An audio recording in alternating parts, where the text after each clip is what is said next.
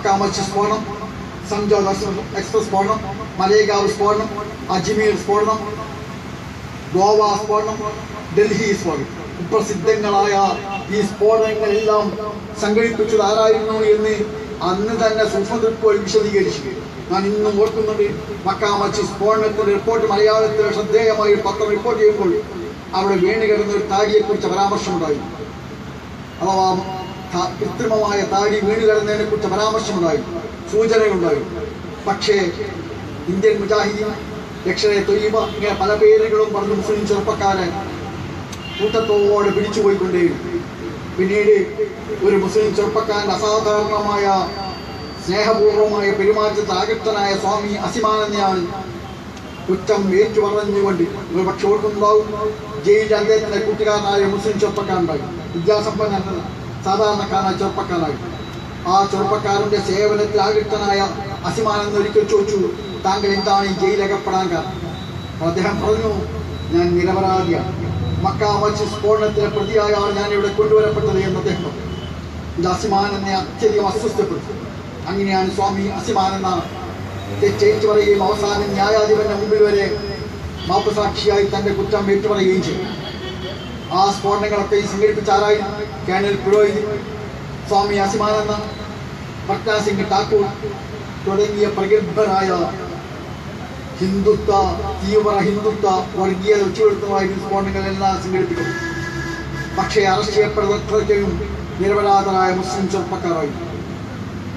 പിന്നെ നിങ്ങൾക്കറിയാം, ഇന്ത്യയിലെ പരമോന്നത നിയമനിർമ്മാണ കേന്ദ്രമായ പാർലമെന്റ് ആക്രമിക്കപ്പെട്ടു. ആരാണ് പാർലമെന്റ് ആക്രമിച്ചത് എന്ന് ഇന്നും ഇന്ത്യയിലെ 130 കോടി ജനതയുടെ മുമ്പിൽ സമസ്യയാണ്. കാരണം ആക്രമിക്കപ്പെട്ട ഒരൊറ്റ പ്രതിയുടെയും ഫോട്ടോ ഈ രാജ്യത്ത് ആരും കണ്ടിട്ടില്ല. അത് ആക്രമിച്ച് കൊല്ലപ്പെട്ട ഒരൊറ്റയാളുടെ ഫോട്ടോവും കണ്ടിട്ടില്ല. നമ്മുടെ വയനാട് സ്വദേശിയായ സ്വതന്ത്ര പത്രപ്രവർത്തകനുണ്ടായി. അന്ന് അദ്ദേഹം ഇന്ത്യൻ എക്സ്പ്രസിന്റെ ഡൽഹി കറസ്പോണ്ടന്റായി. അദ്ദേഹം അതേക്കുറിച്ച് ഇന്ത്യൻ എക്സ്പ്രസിന് അദ്ദേഹത്തിന് ഇന്ത്യൻ കോഫി ഹൗസിൽ, പാർലമെന്റ് ഹൗസിലെ കോഫി ഹൗസിൽ ചായ കഴിച്ചുകൊണ്ടിരിക്കുകയുണ്ടായ ഈ ഭീകരാക്രമണത്തിന്റെ സത്യസ്ഥിതി അദ്ദേഹം ഇന്ത്യൻ എക്സ്പ്രസിന് ലേഖനമായി തയ്യാറാക്കി പ്രസിദ്ധീകരിച്ചു. 3 ദിവസം കാത്തിരുന്നു. അവസാനം രാജിവെച്ച് അദ്ദേഹം ആ പത്ര ഓഫീസിൽ നിന്ന് ഇറങ്ങി വന്ന ശേഷം അദ്ദേഹം ഡൽഹിയിൽ സ്വന്തമായൊരു പത്രിക ആരംഭിക്കുകയും അത് അദ്ദേഹത്തിന് കഥ എഴുതുകയും ചെയ്തു. പാർലമെന്റ് അക്രമം ആരാണ് സംഘടിപ്പിച്ചത് എന്നതിന്റെ സൂക്ഷ്മമായ വിവരം ഇന്നും ഇന്ത്യൻ ജനതയുടെ മുമ്പിൽ അവ്യക്തമായി. അതുകൊണ്ടാണ് അരുന്ധതി റോയ് ഉയർത്തിയ 13 ചോദ്യങ്ങളും അരുന്ധതി റോയ് അവരുടെ പ്രശസ്തമായ അമേരിക്കയിൽ പ്രകാശിക്കുകയും പിന്നീട് ഇന്ത്യയിൽ ഒട്ടേറെ ഭാഷകളിലേക്ക് വിവർത്തനം നടത്തപ്പെടുകയും ചെയ്ത 13 ചോദ്യങ്ങളും. മലയാളത്തിൽ പുസ്തകമുണ്ട്, അഫ്സൽ ഗുരുവിനെ തൂക്കിലേറ്റെഴുതിയ പുസ്തകം. അത് ഇന്ത്യയിലെ പ്രമുഖരായ ഹൈന്ദവ പത്രപ്രവർത്തകന്മാരും ആക്ടിവിസ്റ്റുകളും പ്രമുഖരായ മനുഷ്യാവകാശ പ്രവർത്തകരുടെയും ലേഖനങ്ങളുടെ സമാഹാരമാണ് അഫ്സൽ ഗുരുവിനെ തൂക്കിലേറ്റെഴുതിയെന്ന ശ്രദ്ധേയമായ പുസ്തകം. ആ ലേഖനങ്ങളെല്ലാം സമർത്ഥിക്കുന്നത് അത് ഇന്ത്യയിലെ മുസ്ലിംകൾ സംഘടിപ്പിച്ചതല്ല, മുസ്ലിം പേരുകൾ ഉപയോഗിച്ചുകൊണ്ട്, പക്ഷേ അത് ശവപ്പെട്ടി കുംഭകോണത്തിൽ അകപ്പെട്ടു പോയ ഭരണകൂടം സംഘടിപ്പിച്ചതാണെന്ന് സമർത്ഥിക്കുന്നതാണല്ലോ അരുന്ധതി റോയിയുടെയും പുസ്തകവും ഈ ലേഖനങ്ങളുമൊക്കെ. പിന്നെ മുംബൈ ഭീകരാക്രമണം ഉണ്ടായി. അതെവിടെ നിന്നാണ് ആസൂത്രണം ചെയ്തത് എന്നത് ഇന്നും ഇന്ത്യൻ സമൂഹത്തിന് മുമ്പിൽ 2 ചിത്രമുണ്ട്. ഒന്ന് ഭരണകൂട ഭാഷയാണ്. ഭരണകൂടത്തിന്റെ ഭാഷ ഭീകരമാകുമ്പോൾ സത്യത്തെ അറിയുവാൻ ആളുകൾക്ക് മറ്റു മാർഗങ്ങൾ അവലംബിക്കേണ്ടി വരും. അവിടെയാണ് അതിനെ മറുവശം വിശദീകരിക്കുന്ന വിഖ്യാതങ്ങളായ രചനകളുണ്ടായി. ഞാൻ സമയത്തിന് അധികം കവർന്നിരിക്കാൻ ആഗ്രഹിക്കുന്നില്ല. പക്ഷേ ഇതിനെക്കുറിച്ച് ഒട്ടേറെ പഠനങ്ങൾ ഇന്ന് പ്രസിദ്ധീകരിക്കപ്പെട്ടിട്ടുണ്ട്. ഇംഗ്ലീഷുണ്ട്, മലയാളത്തിൽ അവരുടെ പലതിനെയും പരിഭാഷകളുമുണ്ട്. നമ്മൾ ശ്രദ്ധിക്കേണ്ട സൂക്ഷ്മമായി അവരുടെ കടന്നു പോകുന്നവർക്ക് മറ്റൊരു ഇന്ത്യ കാണാൻ കഴിയും. നമ്മുടെ മുമ്പിൽ ഈ രാജ്യത്തെ മുഖ്യധാര മാധ്യമങ്ങൾ അവതരിപ്പിക്കുന്ന ഭരണകൂടത്തിന്റെ ഭാഷയിലുള്ള ഒരു ഇന്ത്യയുണ്ട്. എന്നാൽ ഒരു അതർ ഇന്ത്യയുണ്ട്, മറ്റൊരു ഇന്ത്യയുണ്ട്.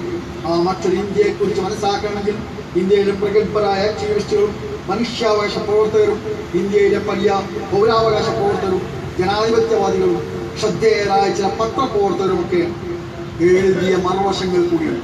അതുകൂടി ചേർത്ത് വെക്കുമ്പോഴാണ് ഇന്ത്യ എന്ന നമ്മുടെ രാജ്യത്തിന്റെ ചിത്രം പൂർത്തിയായി പറയുക. ഈ ഒരു സാഹചര്യത്തിൽ ഇതിനിടയിൽ ഒരുപാട് നിയമങ്ങൾ കടന്നു വന്നു. താഴ വന്നു, കോട്ട വന്നു, പിന്നെയാണ് UAPA വന്നത്. എന്തായിരുന്നാലും മുംബൈ ഭീകരാക്രമണം UAPAയുടെ പിറവിക്ക് പശ്ചാത്തലമൊരുക്കിയ നിർഭാഗ്യകരമായ സംഭവം. UAPA പാർലമെന്റിൽ ചുട്ടെടുക്കുവാൻ സഹായകമായത് മുംബൈ ഭീകരാക്രമണമായിരുന്നു എന്ന് നിങ്ങൾക്കെല്ലാം അറിയാവുന്ന കാര്യമാണ്.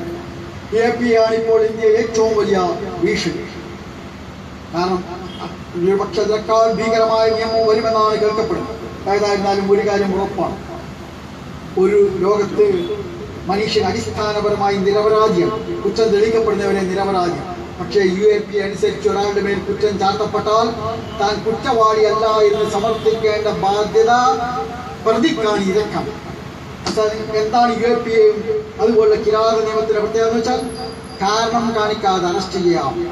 അറസ്റ്റ് ചെയ്ത് കുറ്റം അവരുടെ മേൽ ആരോപിക്കപ്പെട്ടാൽ കുറ്റവാളിയാണ്. പിന്നെ കുറ്റവാളി അല്ല എന്ന് തെളിയിക്കേണ്ട ബാധ്യത പിന്നീട് അറസ്റ്റ് ചെയ്യപ്പെട്ട ഈ ഇരക്കാം, ഈ പ്രതിക്ക്. ഇത് വിചിത്രമായ ഒരു നിയമമാണ്. അവിടെയാണ് ഇന്ത്യയിലെ ആയിരക്കണക്കിന് നിരപരാധരായ ചെറുപ്പക്കാർ ഇന്ത്യൻ തടവറകളിൽ കഴിഞ്ഞുകൂടുന്നു.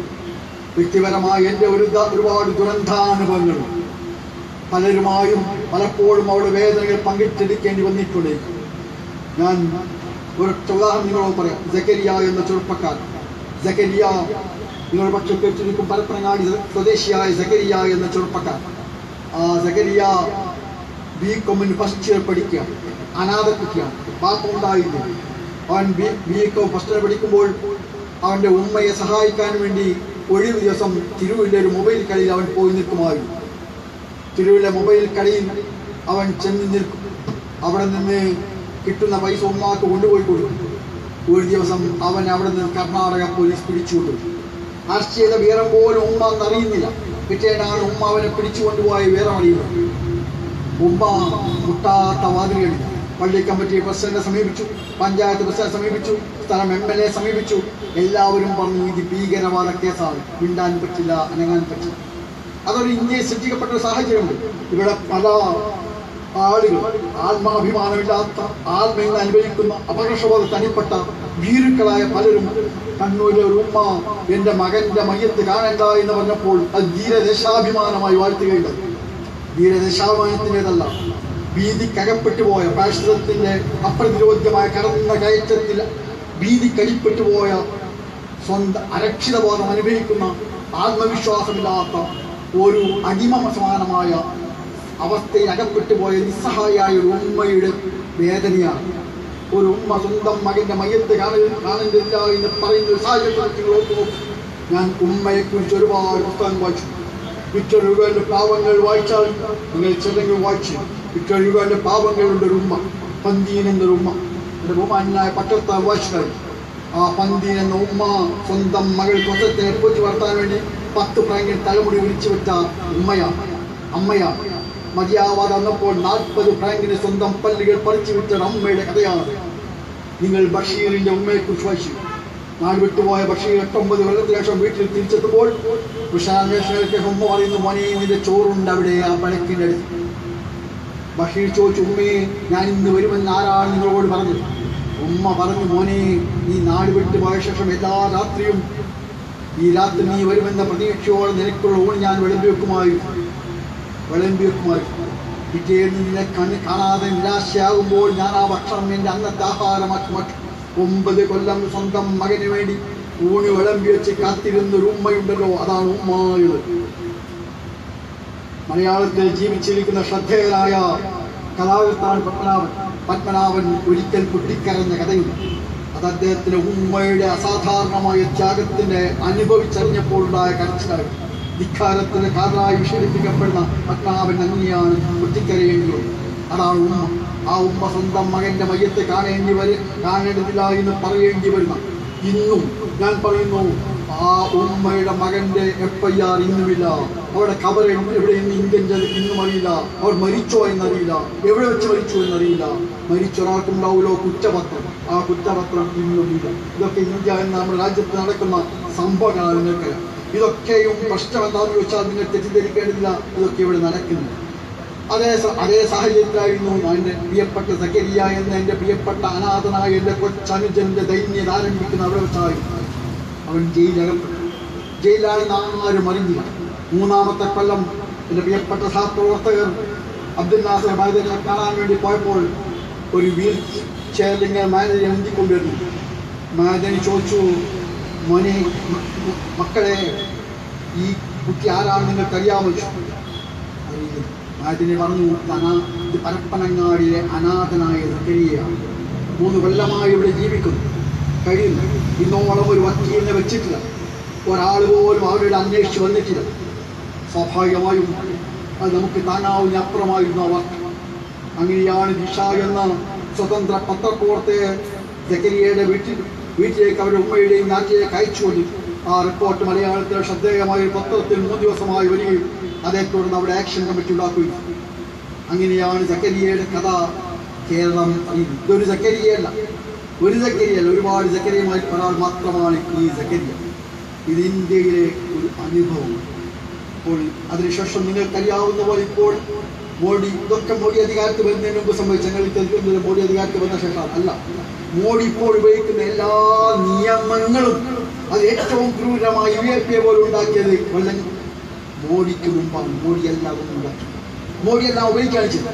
ഈ ഭരണഘടനയും മോഡി ഉപയോഗിക്കുന്നു. ഇവിടെ മനസ്സിലാക്കണം, ഈ ഭരണഘടനയ്ക്ക് നേതൃത്വം നൽകിയ അംബേദ്കർ പറഞ്ഞൊരു വാചകമുണ്ട്, വേണമെങ്കിൽ ഈ ഭരണഘടന ഹിന്ദുത്വ ഫാസിസ്റ്റുകൾക്ക് ഉപയോഗിക്കാൻ കഴിയുമെന്ന് ഭരണഘടനാ നിർമ്മാണത്തിന് നൽകിയ അംബേദ്കർ എന്ന് പറഞ്ഞതാണ്. ഈ ഭരണഘടന തന്നെ മതി ആർക്ക് എന്തും നടത്താൻ. കാരണം ഹിന്ദുത്വം എന്നൊരു മതമല്ല, ഒരു സംസ്കാരമാണ് എന്ന് കോടതി വിധി വന്നതോടുകൂടി ഹിന്ദുത്വം അടിച്ചേൽപ്പിക്കാൻ ഈ ഭരണഘടന മതിയായി എന്ന അംബേദ്കറുടെ പ്രസ്താവന ഇന്ന് യാഥാർത്ഥ്യമാണ്. അങ്ങനെയാണ് അംബേദ്കർ സൂക്ഷ്മദുഃഖായ ഭരണഘടനാ നിർമ്മാതാവാണ്. അതുകൊണ്ട് അംബേദ്കർ അന്ന് പറഞ്ഞതിൻ്റെ പ്രയോഗവൽക്കരണമാണ് സംഭവിക്കുന്നത്. അങ്ങനെയാണ് നിങ്ങൾക്കറിയാവുന്ന പോലെ ഇന്ത്യയിൽ പിന്നീട് ഇപ്പോൾ നടന്നുകൊണ്ടിരിക്കുന്ന സംഭവഗതികളെല്ലാം നിങ്ങൾക്ക് ഇവിടെ ഇപ്പോൾ സത്യം വിളിച്ചു പറയാനുള്ള പ്രയാസമാണ്. നിങ്ങൾക്കറിയാവുന്ന പോലെ പ്രഗത്ഭരായ ഒരുപാട് എഴുത്തുകാരെ കൊല്ലുകയോ അതല്ലെങ്കിൽ ജയിലടക്കുകയോ ചെയ്തു. ഒട്ടേറെ മുസ്ലിംകൾ മാത്രമല്ല, നിരപേക്ഷരായ ആളുകൾ, സെറ്റിൽവാദി, എല്ലാവർക്കും കേസുണ്ടാവും. ഇപ്പോൾ സാക്കിർ നായിക്കിനെതിരെ കഴിഞ്ഞ ശനിയാഴ്ച ഹിന്ദു പത്രത്തിലുണ്ട് നീണ്ട കുറ്റപത്രം. നീണ്ട കുറ്റപത്രമാണ്. അത് ഞാൻ വായിക്കുമ്പോൾ തോന്നും, ആർക്കെതിരെ കുറ്റപത്രം ഉണ്ടാക്കാൻ വിചാരിക്കേണ്ടത് ആർക്കെതിരെ? നിങ്ങൾക്കെതിരെ കുറ്റപത്രം ഉണ്ടാക്കാം, മൊഴി ഉണ്ടാക്കാം. ഞാൻ വിചിത്രമായ ഒരു മൊഴിക്ക് നിങ്ങൾക്കറിയാമല്ലോ, ഒരു പക്ഷേ ഷാഹിന, കേരളത്തിലെ പത്രപ്രവർത്തകയായ ഷാഹിനക്കെതിരെ കേസുണ്ട്.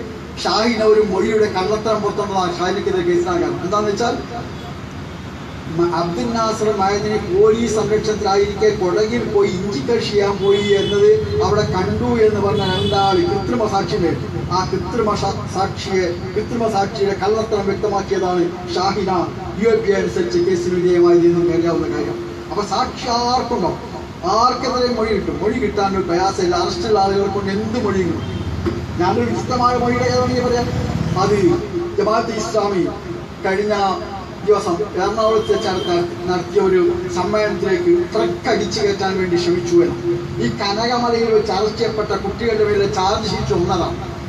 ഞങ്ങൾക്കറിയില്ല, ജമാഅത്താമിക്കാർക്ക് അറിയില്ല. നമ്മുടെ സമ്മേളനത്തിലേക്ക് ഇവിടെ വലിയ ട്രക്ക് അടിച്ച് ആളുകൾ ജമാഅത്താമിക്കാരെ കൊല്ലാൻ വേണ്ടി തീരുമാനിച്ച് അങ്ങനെ വലിയ പാരീസ് അക്രമം അതാ പറഞ്ഞു, പാരീസ് അക്രമം പോലെ ട്രക്ക് അടിച്ചു കയറ്റി കൊല്ലാൻ തീരുമാനിച്ചിരിക്കുന്നു. അങ്ങനെയുള്ള തീരുമാനത്തിന്റെ പേരിലാണ് കനകമലയിൽ വെച്ച് അറസ്റ്റ് ചെയ്യപ്പെട്ട ഒരു പ്രതിയെ സാക്ഷാൽ പോലീസുകാർ, NIA ആളുകൾ, പോലീസ് ഉദ്യോഗസ്ഥർ എറണാകുളത്ത് കൊണ്ടുവന്നു. ജമാഅത്താമിക്കാരെ വിളിച്ചു. അവരെ വിളിച്ചു പറഞ്ഞു, ഇദ്ദേഹം പറയുന്നു നിങ്ങളുടെ സമ്മേളനത്തിലേക്ക് ട്രക്ക് കയറ്റാൻ തീരുമാനിച്ചിരിക്കുന്നതെന്ന് ഇദ്ദേഹം പറയുന്നതാണ്. അദ്ദേഹം അങ്ങനെ അത് എല്ലാം ഇപ്പോൾ പറയും. അങ്ങനെയാണ് ഈ രാജ്യം, അങ്ങനെ പറയണം. മറ്റൊരാളെ കുറിച്ച് പറഞ്ഞില്ല, ഞാൻ ഇവിടെ ഉദ്ധരിക്കില്ല.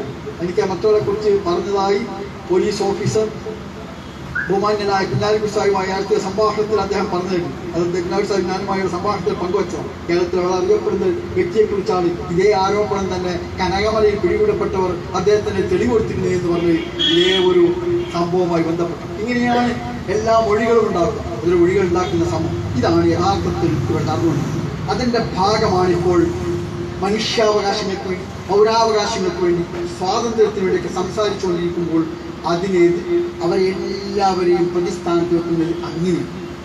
ഇവിടെ രണ്ട് കാര്യം കൂടി വ്യക്തമാക്കാൻ ഞാൻ ആഗ്രഹിക്കുന്നു. ഒന്ന്, എന്താണ് ഈ രാജ്യത്തെ ഇസ്ലാമിൻ്റെയും മുസ്ലിംകളുടെയും എതിരാളികളായ തീവ്ര വർഗീയ ഫാസിസ്റ്റുകൾ ആഗ്രഹിക്കുന്നത്? ഞാൻ പലപ്പോഴും പറയുന്ന ആവർത്തിക്കുന്നു, ഒരിക്കലും മുസ്ലിംകളെ കൊന്നൊടുക്കാനല്ല, അത് ഇമ്പോസിബിൾ. ഓരോ ദിവസവും 1000 മുസ്ലിമിനെ കൊന്ന ഒരു കൊല്ലം എത്ര മുസ്ലിമെ കൊല്ലും?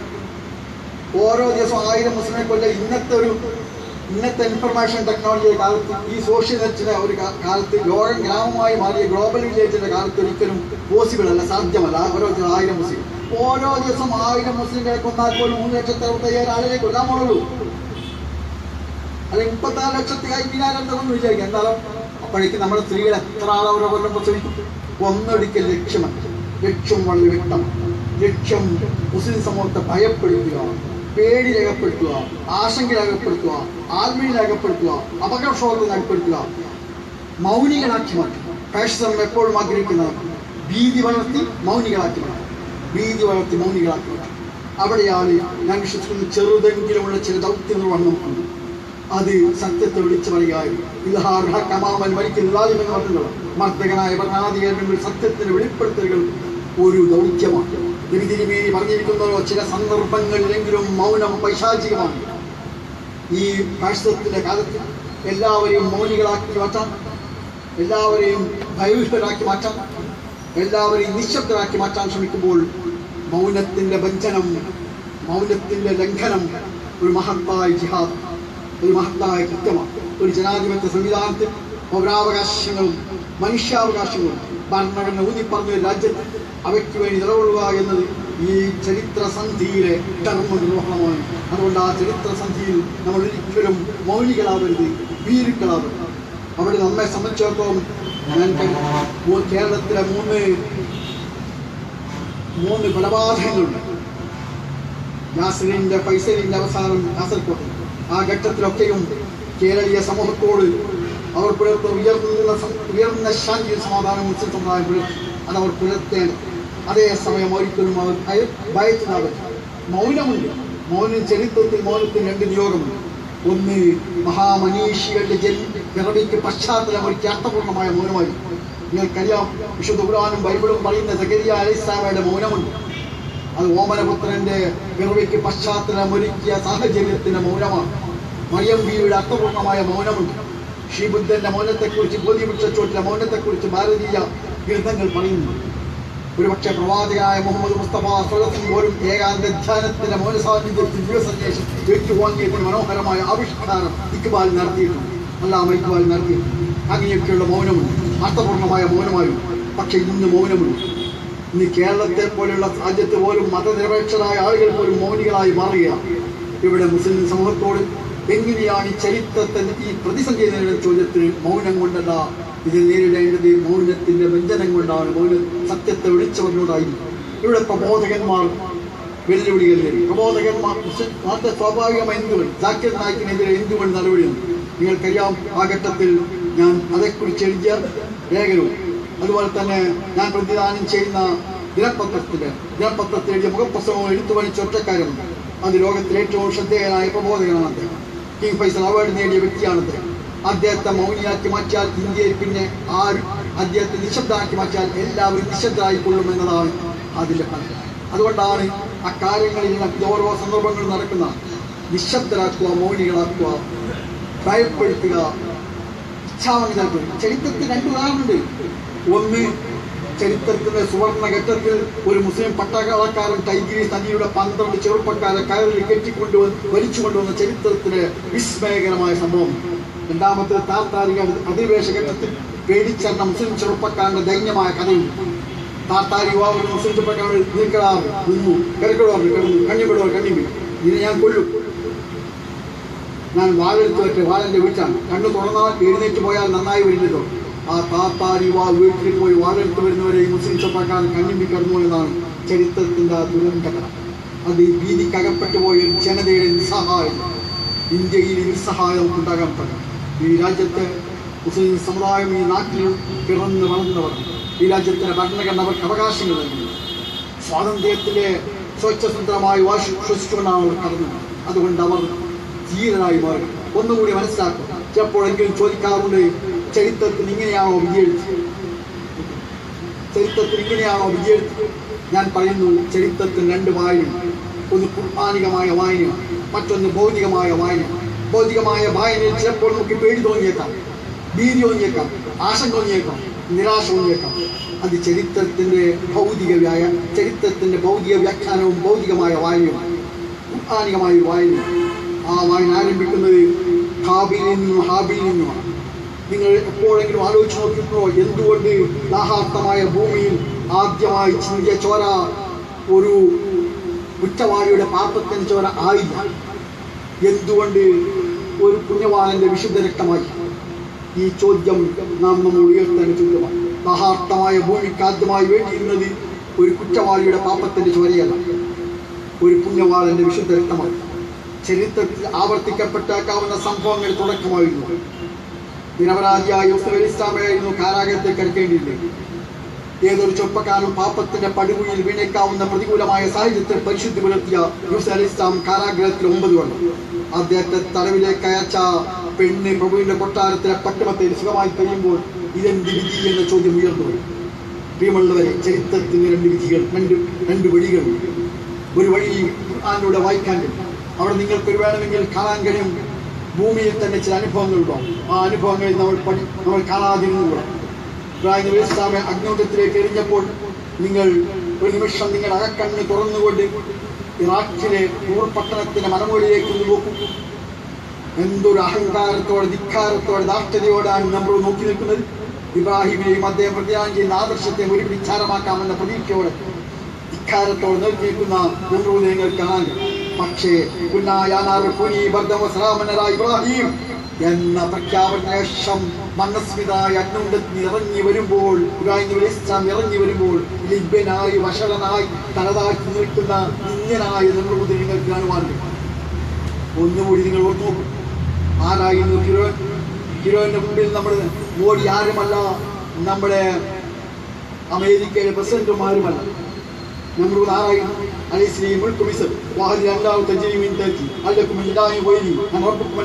എന്തെല്ലാം അവകാശവാദങ്ങളാണ്.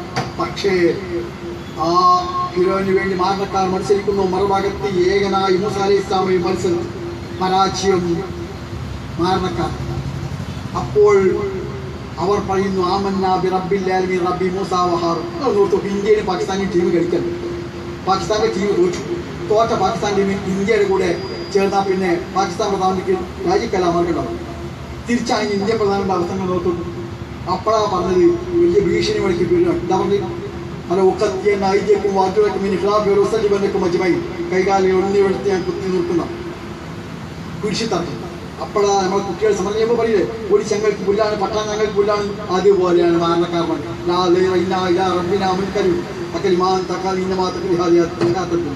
എന്തൊരു നാഗവത്തോട് തീർന്നില്ല. ഞാനൊരു എഴുതിയ ഇസ്ലാമിക പ്രവർത്തനം. എൻ്റെ ഭാര്യ യുക്തിവാദികളുടെ നേതാവ് കലാനാഥന്റെ കൂടെ പ്രസംഗിക്കാൻ നടന്ന ഇന്ത്യക്ക് എനിക്ക് ഉറക്കം വരും, സമാധാനം കിട്ടും. അതല്ലേ ഫിറോയിൽ സംഭവിച്ചത്. ഇന്ന പോലെയല്ലോ ഫിറോയിൽ രാജ്യത്തിന് ഒരു ഭരണാധികാരില്ല, പക്ഷേ കുടുംബിനി കൂടെ ഇല്ല. വലിയ ഭീഷണി വെച്ച് അവിടെ വിജയിച്ചില്ല ഭീഷണി. ഇത് ചരിത്രത്തിന് അനേകായിരം തവണ ആവർത്തിക്കപ്പെട്ട ചരിത്രത്തിന് അനിഷേധ്യമായ വസ്തുതയാണ്. നിങ്ങൾ ചരിത്രത്തെ ഇങ്ങനെ വായിക്കും. ഒന്നുകൂടി സൂചിപ്പിക്കാൻ അവസാനിപ്പിക്കണം. അത് മണൽക്കാട്ടിൽ കിടത്തി കല്ല് വെച്ച് വലിച്ചേക്കുന്ന കുട്ടികൾ. ഉമ്മയത്തുമിനെ കലപ്പിച്ച് കാട്ടവാറ കൊണ്ട് അടിച്ചുകൊണ്ടേയിരിക്കും.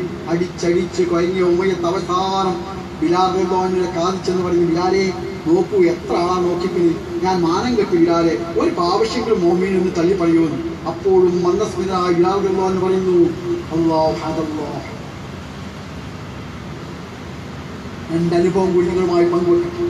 ഒന്ന്, ഇന്ത്യൻ സ്വാതന്ത്ര്യ സമരത്തിലെ വീരവിപ്ലവകാരിയായ ഭഗത് സിംഗ് 25-ാമത്തെ വയസ്സിൽ തൂക്കിലേറ്റപ്പെടുന്നതിന്റെ തലേന്നാൾ അദ്ദേഹം തൂക്കുമരത്തിന്റെ തലയിൽ വെച്ച് എഴുതിയ വാചകങ്ങൾ, പറഞ്ഞ വാചകങ്ങൾ ചരിത്രത്തിൽ രേഖപ്പെടുത്തി. ഞാൻ വിശ്വാസിയായിരുന്നെങ്കിൽ എനിക്കെന്ത് ആശ്വാസം കിട്ടുമായിരുന്നു, എനിക്ക് ഇത് നേടാൻ കഴിഞ്ഞു.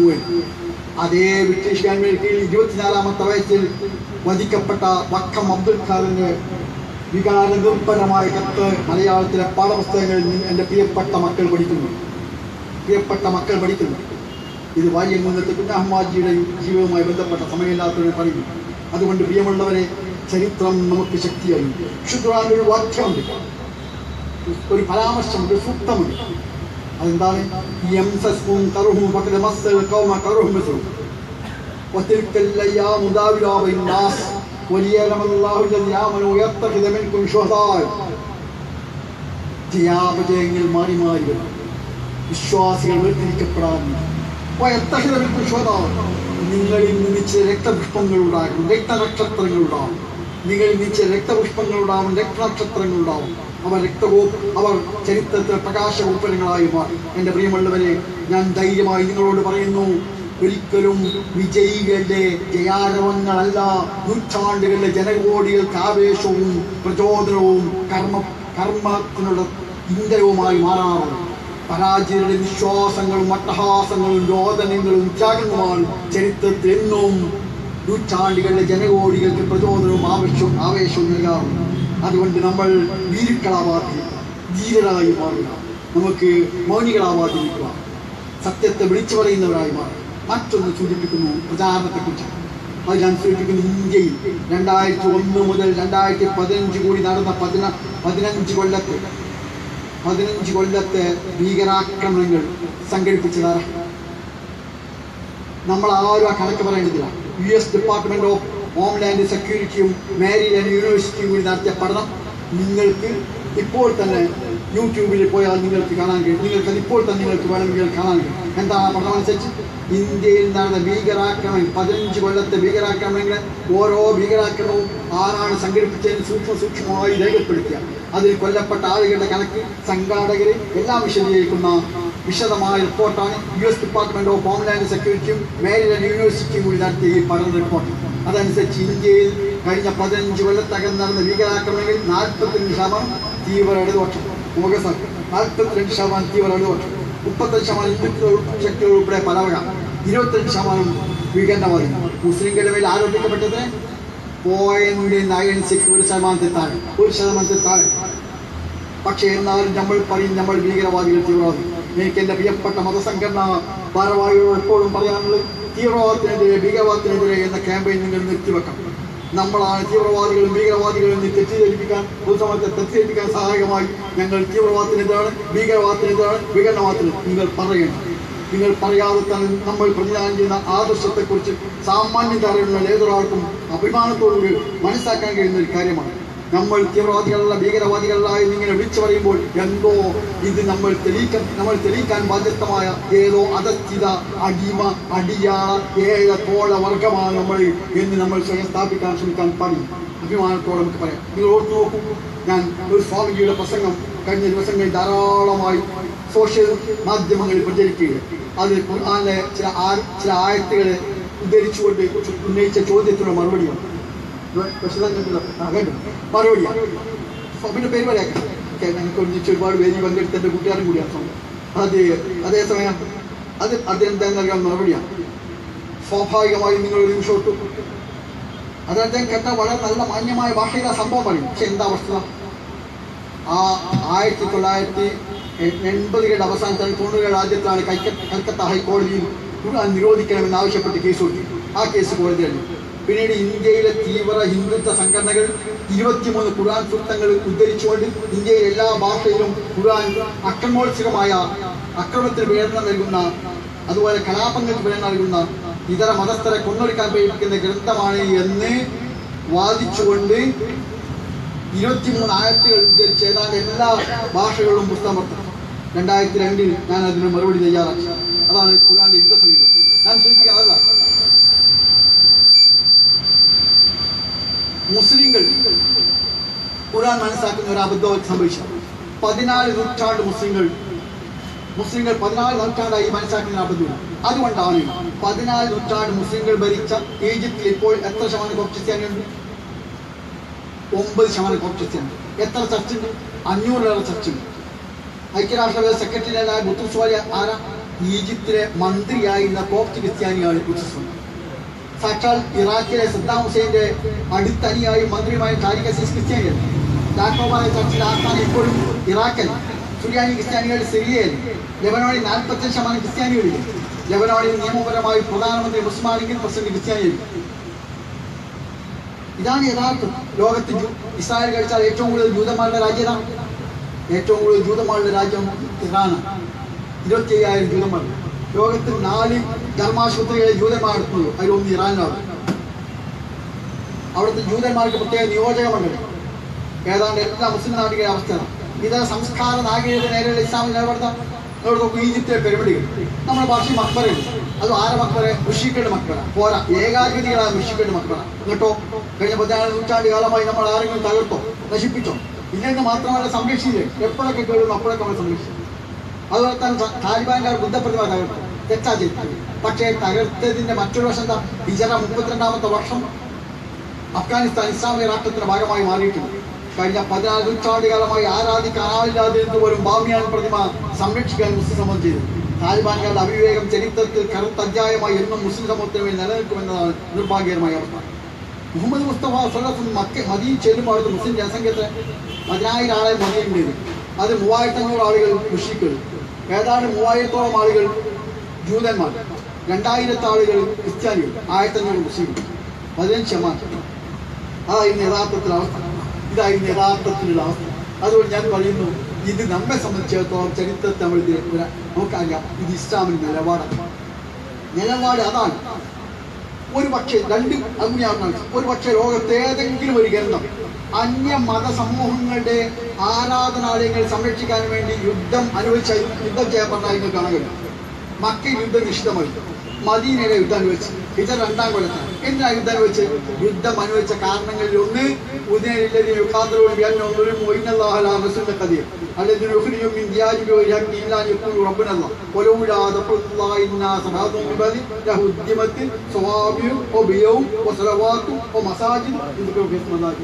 ദൈവനാമം ധാരാളമായി സ്മരിക്കപ്പെടുന്ന മുസ്ലിം പള്ളികളും ക്രൈസ്തവ ചർച്ചുകളും യൂത സനഗോഗുകളും സന്യാസി മഠങ്ങളും സംരക്ഷിക്കപ്പെടണമെങ്കിൽ ശാക്തീയ സംയുക്തമോ അതിനാ യുദ്ധം അനുവദിക്കും. ലോകത്തെ ഏതെങ്കിലും ഒരു ഗ്രന്ഥം ഇതര മതസമൂഹങ്ങളുടെ ആരാധനാലയങ്ങളുടെ സംരക്ഷണത്തിന് വേണ്ടി സ്വന്തം മതത്തിന് ആരാധനാലയത്തെ പോലെ പ്രാധാന്യം നൽകി സംരക്ഷിക്കാൻ ആവശ്യപ്പെടുന്ന ഏതെങ്കിലും ഗ്രന്ഥം ലോകത്ത് വന്നു? شذوران ومن أجل ذلك كتبنا على بني إسرائيل أنه من قتل نفسا بغير نفس أو فساد في الأرض فكأنما قتلنا جميعا من أحياها فكأنما أحيينا جميعا. ഒരാളെ എല്ലാവരും കൊല്ലുന്നു, ഒരാൾ ജീവിക്കാൻ അവസരം വയ്ക്കുന്നു, എല്ലാവർക്കും ജീവിക്കാൻ അവസരം വയ്ക്കുന്നത്. ഇതാണ് യഥാർത്ഥത്തിൽ വിശുദ്ധ ഖുർആനെ പോലെ മനുഷ്യ ജീവൻ ഏൽപ്പിക്കുന്ന ഒന്നില്ല. ഒലക്കത് കേരള ബനിയാറും ജാതി മതഭേദമന്യേ എല്ലാവരെയും ആദരിച്ചിരിക്കുന്നു എന്നാണ് ഖുർആൻ പറഞ്ഞിട്ടുള്ളത്. അതുപോലെ തന്നെ മുഹമ്മദ് നബി തിരുമേനി സ്വല്ലല്ലാഹു മുശ്രിക്കായി ബദർ യുദ്ധത്തിൽ കൊല്ലപ്പെട്ട നബിക്കെതിരെ യുദ്ധം ചെയ്യാമെന്ന് മുശ്രിക്കായി കൊല്ലപ്പെട്ട മുത്തീബിന് അദീന് അനുശോചന പ്രാപിച്ചതാണ് ഹസ്സാൻ ബിൻ സാബിത്ത് അനുമതി കൊടുത്ത പ്രവാചകനാണ് മുഹമ്മദ് നബി. ആ സംഭവം നമുക്ക് ഒരു പക്ഷേ അരിയിലേക്ക് പഠിക്കാൻ സമയത്ത് കരുത. ഹസ്സാൻ ബിൻ സാബിത്ത് എന്ന പ്രവാചകൻ സ്വല്ലല്ലാഹു സ്വന്തം കവിക്ക് മുശ്രിക്കായി ബദർ യുദ്ധത്തിൽ കൊല്ലപ്പെട്ട പ്രവാചകനെതിരെയും അനുയായികൾക്കെതിരെയും ബദർ യുദ്ധത്തിൽ വന്ന് കൊല്ലപ്പെട്ട മുത്തീബിന് അദീന് അനുശോചന കാവ്യം ചൊല്ലാൻ ഹസ്സാൻ ബിൻ സാബിത്ത് റളിയല്ലാഹു അനുവാദം കൊടുക്കുകയും ഹസ്സാൻ ബിൻ സാബിത്ത് റളിയല്ലാഹുവിന്റെ അനുശോചന കാവ്യം ചരിത്രത്തിൽ രേഖപ്പെടുത്തപ്പെടുകയും. ഇതാണ് ഇസ്ലാം. അതുകൊണ്ട് ആ ഒരു ഇസ്ലാമിന്റെ വക്താക്കൾ ക്ഷമാപണ ശൈലിയോടുകൂടി ഞങ്ങൾ അക്രമികളല്ലേ, ഞങ്ങൾ ഭീകരവാദികളല്ലേ, ഞങ്ങൾ തീവ്രവാദികളല്ലേ എന്നിങ്ങനെ വിളിച്ചു പറയുന്നതിന് പകരം ആർജവത്തോടുകൂടി ഇന്ത്യയുടെ മനുഷ്യാവകാശ ദോഷണത്തെയും പൗരാവകാശ അംശത്തെയും ഇന്ത്യയുടെ സ്വാതന്ത്ര്യ അംശത്തെയും ജനാധിപത്യ വിരുദ്ധതയും അതിശക്തമായി നേരിടാനുള്ള ആർജവം കരുത്തുണ്ടാവുക. സത്യം വിളിച്ചു പറഞ്ഞാലുണ്ടെങ്കിൽ അനുഭവിക്കേണ്ട ഒന്നായിരിക്കും. അതുകൊണ്ട് മൗനികളായി പിശാചുക്കളായി മാറുന്നതിന് പകരം സത്യത്തെ വിളിച്ചു പറയുന്ന ആർജവമുള്ള സമൂഹമായി മാറുക. അതിനുള്ള പ്രചോദനവും പ്രേരണയുമായിട്ട് ഈ ഒത്തുകൂടലിൽ ഞാൻ ആഗ്രഹിക്കുന്നു. ഞാൻ അതോടൊപ്പം ഇസ്ലാമിക പ്രബോധനം ഉൾപ്പെടെയുള്ള ഈ രാജ്യത്തെ മുഴുവൻ നമുക്ക് എതിരും അനുകൂലിക്കും. എന്താ കാരണം? ആനപ്പഴങ്ങൾത്തേക്ക് അല്ലാഹു സുബ്ഹാനഹു വ തആല പോലെ ജനാധിപത്യ അവകാശം നൽകിയ ഏതെങ്കിലും ലോകത്താണ് പിശാച് ഇബ്ലീസിനോട് പറഞ്ഞിട്ട് എന്താ ഇബ്ലീസ് ആവശ്യം? ഒന്ന്, എനിക്ക് ലോകാവസാനം വരെ ജീവിക്കണം കൊടുത്തു. 2 പറഞ്ഞ അടിമള വഴിയെ പിടിച്ച് ശ്രമിച്ചു. എന്തൊരു പ്രതിപക്ഷത്തിന് ഇത്രയേറെ അവകാശം നൽകിയ അള്ളാഹുവിന്റെ ഗ്രന്ഥാക്കുക. എന്താ അവകാശം? അല്ലാഹു സുബ്ഹാനഹു വ തആല നൽകിയ എതിരാളിയായ ഇബ്ലീസ് നൽകിയ അവകാശം. ആ ഒരു സമൂഹത്തിന് മറ്റൊരാൾ ഏതായിരുന്നാലും അവരുടെ പൗരാവകാശത്തെക്കുറിച്ചും ജനാധിപത്യ മര്യാദയും പഠിപ്പിക്കേണ്ടതില്ല. അത് അവർക്ക് നന്നായി അറിയാം. അത് ഉയർത്തിപ്പിടിക്കുവാൻ ഇന്നത്തെ പ്രതികൂലമായ സാഹചര്യത്തിൽ നമുക്ക് മുന്നോട്ട് പോകാം. കൂട്ടത്തിൽ മുസ്ലിം സമൂഹത്തിന് ഐക്യവും മതനിരപേക്ഷങ്ങളുടെ ഐക്യവും അതുപോലെ ഈ രാജ്യത്തെ നല്ലവരായ കൂട്ടായ്മയ്ക്ക് വേണ്ടിയുള്ള യജ്ഞങ്ങൾ നടത്താം. അത്തരത്തിലെല്ലാം മുന്നോട്ട് പോകുവാനും നമ്മുടെ കാലത്തിൻ്റെ ദൗത്യം നിർവഹിക്കുവാനും നമുക്ക് ക്ഷമിക്കുക. അള്ളാഹു സുബ്ഹാനഹു വ തആല അനുഗ്രഹിക്കുമാറാവട്ടെ, നമ്മൾ തുണക്കുമാറാവട്ടെ. നമ്മുടെ ശ്രമങ്ങൾക്ക് ഭൂമിയിൽ നല്ല സൽഫലങ്ങളും പരലോകത്തെ അതിമഹത്തായ പ്രതിഫലം നൽകി അള്ളാഹു സുബ്ഹാനഹു വ തആല നമ്മയൊക്കെ അനുഗ്രഹിക്കുമാറാവട്ടെ. റബ്ബനാ ആതിനാ ഫിദ്ദുനിയാ ഹസന വഫിൽ ആഖിറതി ഹസനതൻ വഖിനാ അദാബന്നാർ. റബ്ബനാ തഖബ്ബൽ മിന്നാ ഇന്നക അൻതസ് സമീഉൽ അലീം വതുബ് അലൈനാ ഇന്നക അൻതത് തവ്വാബുർ റഹീം വഗ്ഫിർ ലനാ യാ ഗാഫിറൽ മുദ്നിബീൻ വർഹംനാ യാ ഖൈറർ റാഹിമീൻ. വസ്സലാമു അലൽ മുർസലീൻ വൽഹംദുലില്ലാഹി റബ്ബിൽ ആലമീൻ. അസ്സലാമു അലൈക്കും വറഹ്മത്തുള്ളാഹി വബറകാതുഹു.